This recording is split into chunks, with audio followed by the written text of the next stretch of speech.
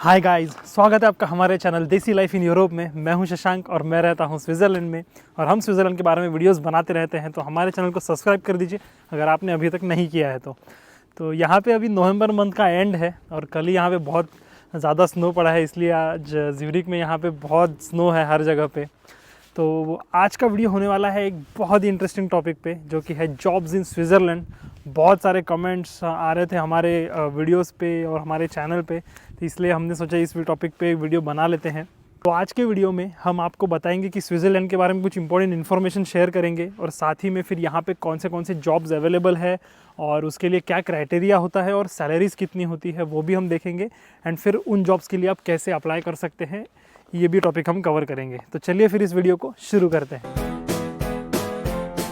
तो पहले बात कर लेते हैं कि भाई स्विट्ज़रलैंड में रहना, यहाँ पे काम करना क्या सही है।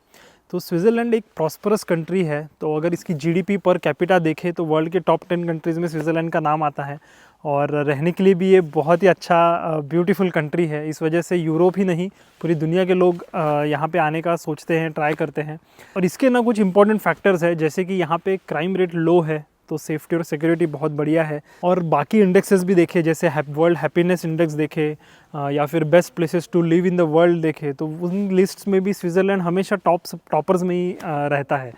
और यहाँ पे अगर मॉनिटरी बेनिफिट्स की बात करें तो यहाँ पे जो सैलरीज़ होती है वो लगभग 4 से 5 हज़ार फ्रैंक्स पर मंथ की सैलरी होती है, मतलब 4 से 5 लाख रुपए महीना मिनिमम यहाँ पे मिलता है।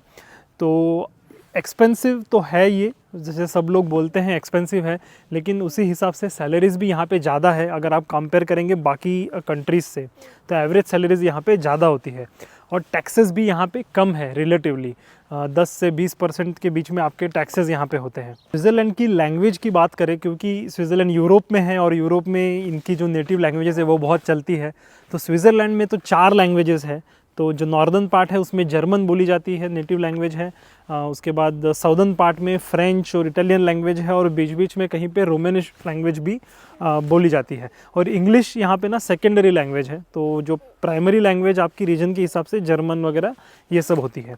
और वर्क परमिट की, जो कि सबसे इम्पॉर्टेंट पॉइंट है, तो उसकी अगर बात करें तो स्विट्ज़रलैंड में ना अलग अलग टाइप के वर्क परमिट्स होते हैं, जैसे कि एल परमिट, जो कि एक शॉर्ट टर्म परमिट होता है 2 साल तक का। उसके बाद बी परमिट आता है जो कि 1 साल से लेकर 5 साल तक के होता है और वो भी एक्सटेंड होते रहता है। और सी परमिट की अगर बात करें वो तो परमानेंट रेसिडेंसी है स्विट्ज़रलैंड की।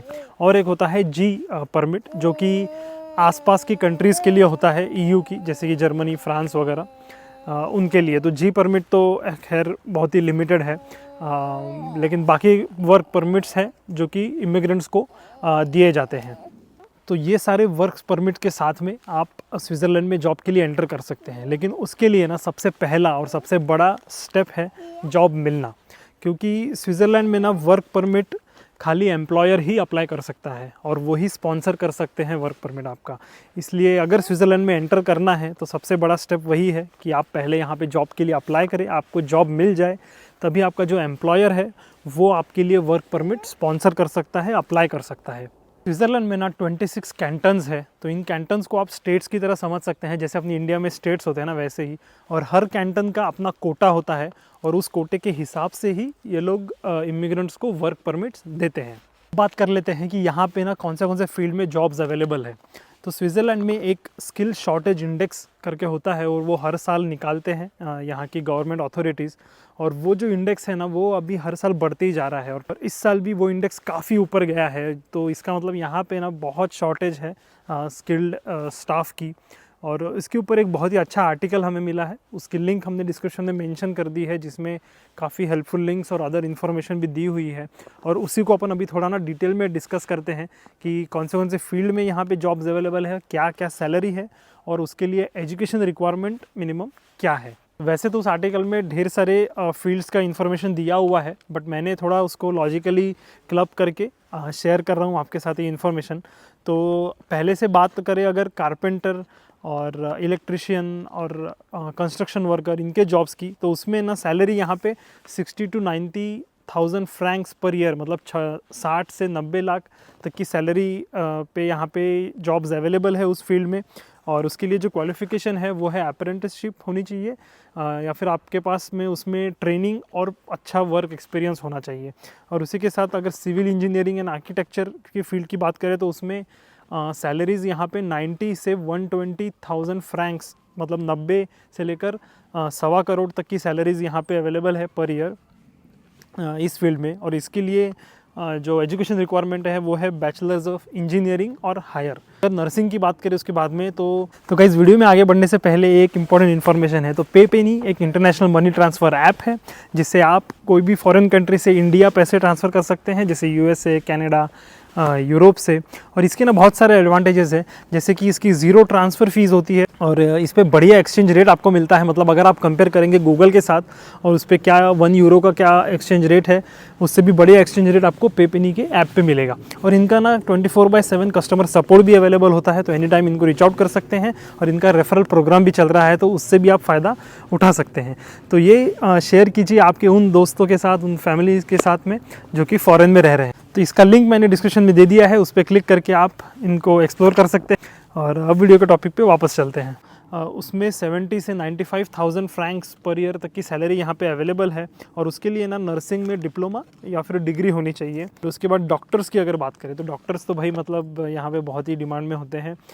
यहाँ पे 120,000 फ्रैंक्स से लेकर 180,000 फ्रैंक्स तक के, मतलब 2 करोड़ पर ईयर तक की यहाँ पे सैलरीज़ है डॉक्टर्स के लिए। और उसके लिए मेडिकल की डिग्री होनी चाहिए और साथ में स्पेशलाइजेशन भी होना चाहिए।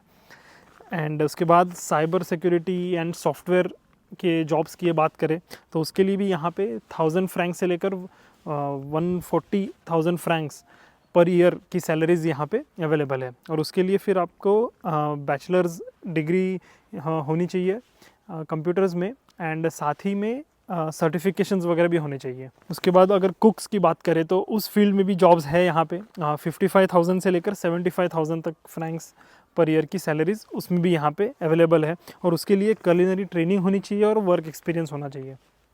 तो यहाँ पे जो भी मैं जॉब्स वगैरह बता रहा हूँ ना, इसमें यहाँ पे वर्क एक्सपीरियंस बहुत मैटर करता है। तो आपके पास अगर पहले से वर्क एक्सपीरियंस है, आप उस स्किल में काफ़ी अच्छे हैं, चाहे इलेक्ट्रिशियन हो, प्लम्बिंग हो, कंस्ट्रक्शन वर्कर और बाकी फिर और हाई स्किल्ड जो जॉब्स है जैसे कि इंजीनियरिंग वगैरह हो गया, मेडिकल हो गया, तो उनमें तो भाई बहुत ही अच्छी डिमांड होती है यहाँ पे। बट लैंग्वेजेस भी यहाँ पे पार्ट प्ले करते हैं। तो अगर आप यहाँ की कोई लैंग्वेज, नेटिव लैंग्वेज सीखते हैं तो उससे फिर आपकी प्रोफाइल अच्छी बन जाती है, तो उससे आपको चांसेस बढ़ जाते हैं जॉब के। लेकिन ऐसा नहीं है कि भाई वो आने ही चाहिए। बहुत सारे जॉब्स इंग्लिश स्पीकिंग भी होते हैं और वो आपको जॉब डिस्क्रिप्शन में प्रॉपरली दिया होता है कि इंग्लिश स्पीकिंग भी चलेगा। तो ये तो मैंने जो पॉपुलर अपने फील्ड्स है उनके बारे में बताया। इसके अलावा रिटेल ट्रेड स्पेशलिस्ट और प्रोजेक्ट मैनेजर वगैरह ऐसे सारे बहुत सारे जॉब्स हैं। तो उस आर्टिकल की लिंक मैंने डिस्क्रिप्शन में मेंशन कर दी है, आप वो जाके भी चेकआउट कर सकते हैं। अब इसके बाद बात करते हैं कि इन जॉब्स के लिए कैसे अप्लाई कर सकते हैं। तो इस टॉपिक पे ना हमने ऑलरेडी एक डिटेल्ड वीडियो बनाया है, how to apply for jobs in Switzerland. उसमें हमने एक एक स्टेप वाइज बताया है पूरा प्रोसीजर की, डॉक्यूमेंट्स क्या क्या लगते हैं, क्या प्रोसेस होती है, कैसे जॉब्स ढूंढने हैं, उसके लिए प्रॉपर वेबसाइट्स वगैरह।